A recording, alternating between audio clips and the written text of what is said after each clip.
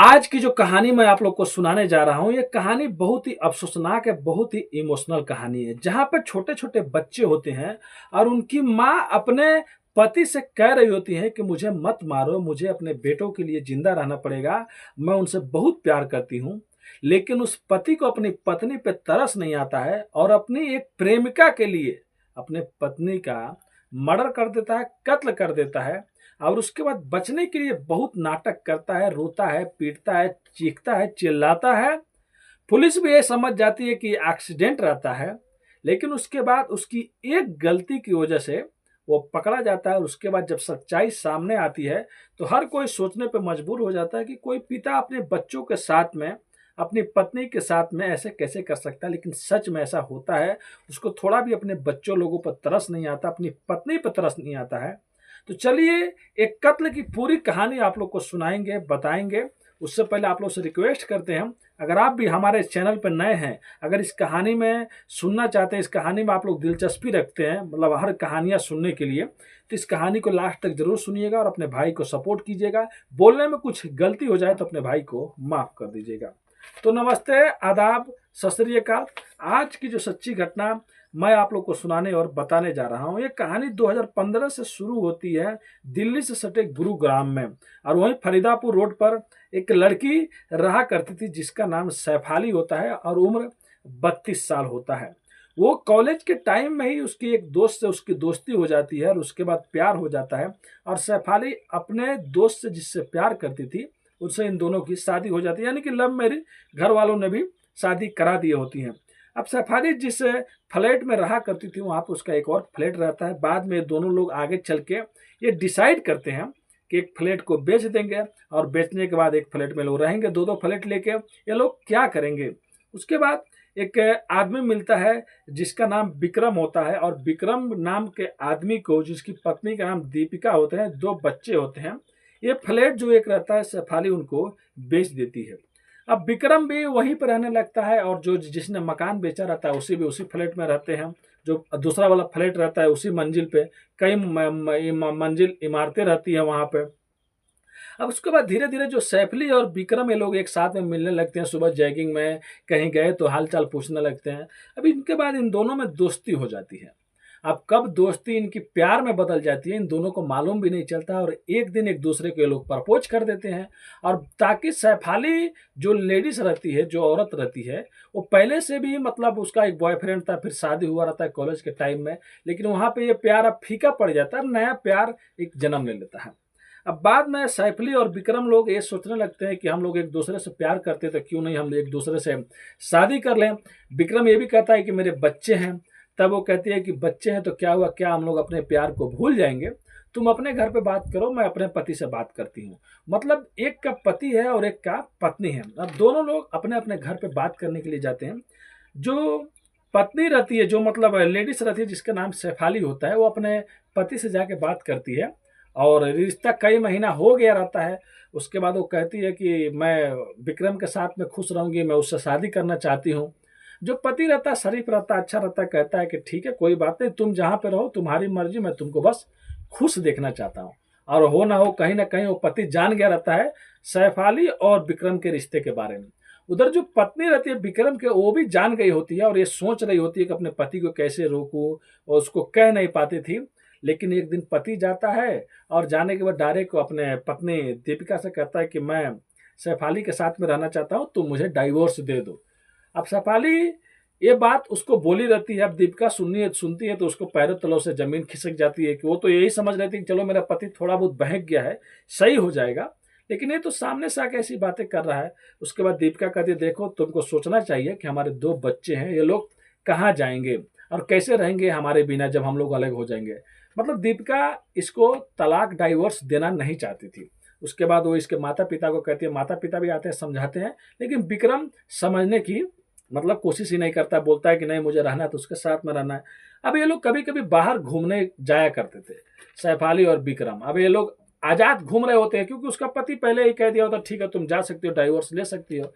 अब विक्रम के साथ में ये इधर उधर घूमने जाती थी और एक दिन ऐसा आता है कि एक दिन जो सैफाली रहती है वो मिलती है और मिलने के बाद कहती है कि देखो मैं तुम्हारे बच्चे की माँ बनने वाली हूँ, 6 महीने से मैं प्रेग्नेंट हूँ, और तुम शादी नहीं करोगे तो बताओ आगे चल के क्या होगा। अब विक्रम भी सोचने लगता है, उसको इतना फोर्स करती है कि देखो तुम अपने पत्नी को छोड़ो, उससे बात करो कैसे भी। तब वो कहता है कि अब क्या करूं, कुछ भी समझ में नहीं आती है। और इधर विक्रम जो रहता है, जो उसकी पत्नी दीपिका रहती है, इसके दो बच्चे रहते हैं। एक बच्चा जो रहता है, लड़का बेटा जो रहता है वो 6 महीने का रहता है, और बेटी 4 साल की रहती है। सोच सकते हैं जिसके बच्चे छोटे छोटे हैं वो दूसरे से प्यार कर रहा है और अपनी बीवी को छोड़ने के लिए तैयार है, अपने बच्चों को छोड़ने के लिए तैयार है। लेकिन यहाँ तक तो समझ में आ रही थी, चलो छोड़ देते हैं, चले जाते हैं। लेकिन फिर भी दीपिका नहीं मानती है और उससे झगड़े विक्रम से होते रहते हैं कि अब छोड़ दो, ये कर दो, वो कर दो। लेकिन वो छोड़ती नहीं है। और जो दीपिका रहती है वो बैंक में काम किया करती थी, और जो पति विक्रम रहता है ये भी कहीं अच्छी जगह जॉब कर रहा होता है।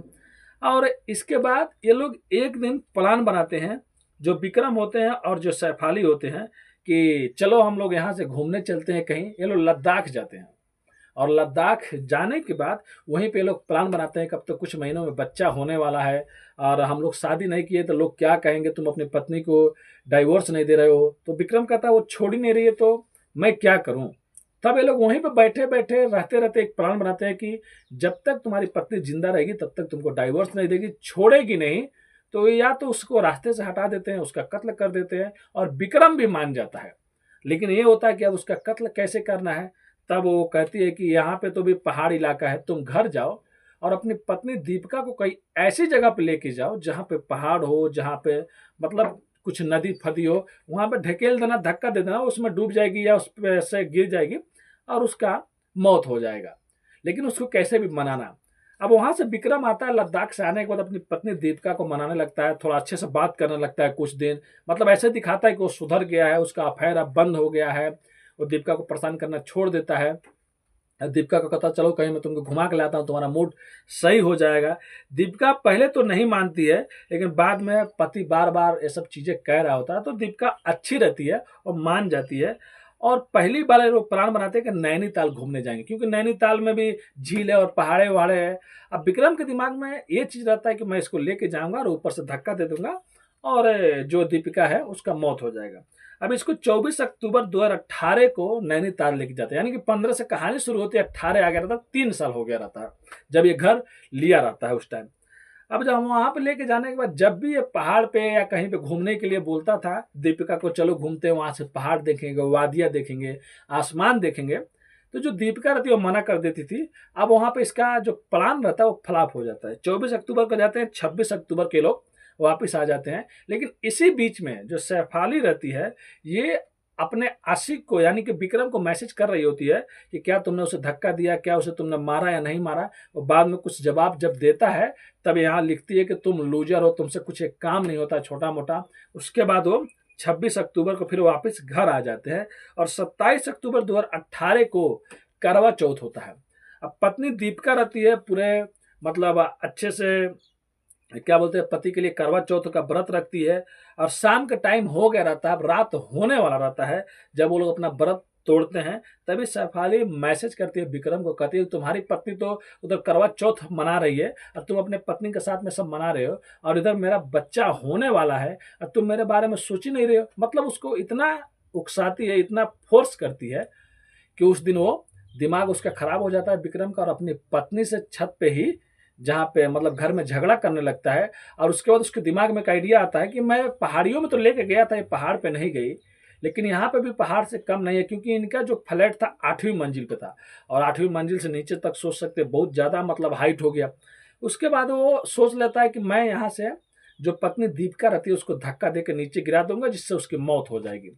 अब वो झगड़ा करता है, जानबूझ के झगड़ा करते करते अपने पत्नी दीपिका को उठाता है और ऊपर से ढकेल देता है, यानी कि धक्का दे देता है।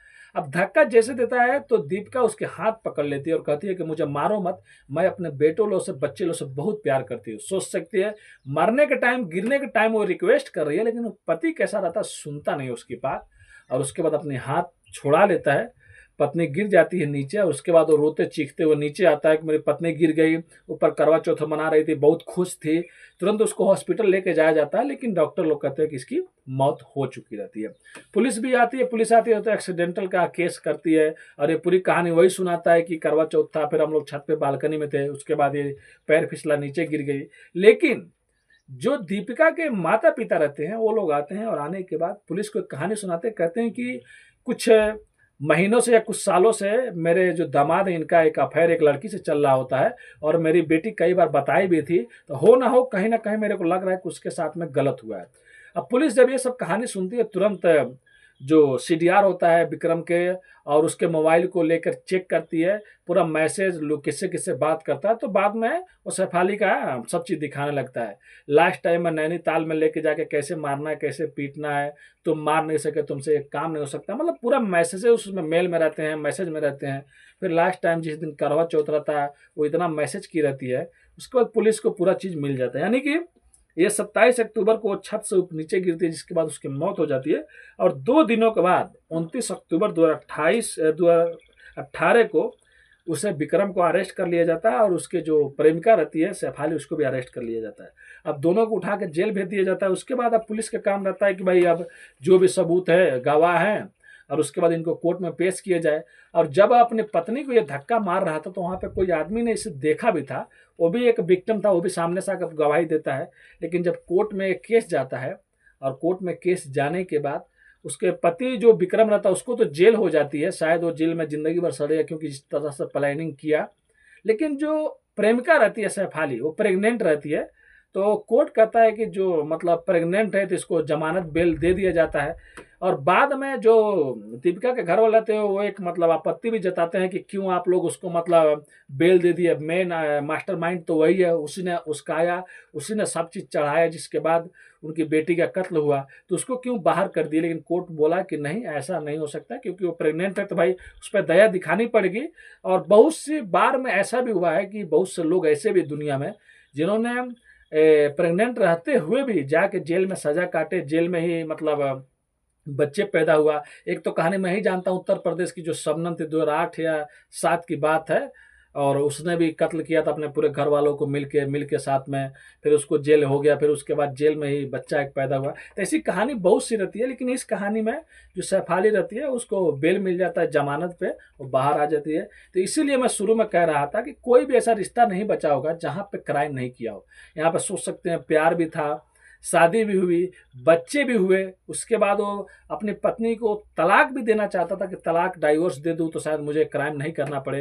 लेकिन बाद में ऐसी हालत पैदा हो जाती है जिसके बाद उसको अपने बच्चे लोग को दिखाई भी नहीं देता मुंह, कि अगर इस पत्नी से मतलब छोड़ भी दूं, तलाक भी दे दूं, तो क्या मैं उसके साथ में खुश रहूंगा? वो मेरी पत्नी जैसा मेरे को प्यार करेगी? अगर मैं अपनी पत्नी को मार भी देता हूं और शायद अगर मैं बच भी गया, तो क्या वो मेरे बच्चों लोग से प्यार करेगी? जो औरत उसी बच्चे की माँ से इतना ज़्यादा नफरत कर रही हो कि उसको रास्ते से हटा के मैं उसके पति से शादी कर लूँ, तो क्या वो उसके बच्चे से कभी प्यार करेगी? तो विक्रम ने ऐसा कभी सोचा ही नहीं, दिमाग लगाया ही नहीं। अगर वो सोचता समझदार होता तो शायद अपनी पत्नी के साथ में इतना गलत नहीं करता। और किसी भी रिलेशन में कोई भी रहे तो भाई गलत काम नहीं करना चाहिए, अच्छे से अलग हो जाना चाहिए, लेकिन ये कत्ल वत्ल नहीं करना चाहिए। और ये कहानी सुनाने का उद्देश्य मेरे दोस्तों किसी का भी दिल दुखाना नहीं है, बस आप लोग को जागरूक और सचेत करना है। अगर आप भी कहानियाँ सुनने के शौकीन हैं तो हमारे चैनल को सब्सक्राइब कीजिए। जो सच्ची कहानी आता है वही आप लोग को मैं सुनाता हूँ। और अगर आप लोग चैनल पर नए हैं तो चैनल को सब्सक्राइब कीजिए, दोस्तों को शेयर कीजिए, और अपने भाई को सपोर्ट कीजिए। आपका भाई बहुत ज़्यादा मेहनत करता है, वीडियो बनाता है, कहानी लिखता है, फिर आप लोग के लिए लेके आता है। तो प्लीज़ सब्सक्राइब कीजिए। मिलते हैं नेक्स्ट वीडियो में फिर से कुछ सच्ची कहानियों के साथ। अभी के लिए अलविदा लेते हैं आप लोगों से। धन्यवाद।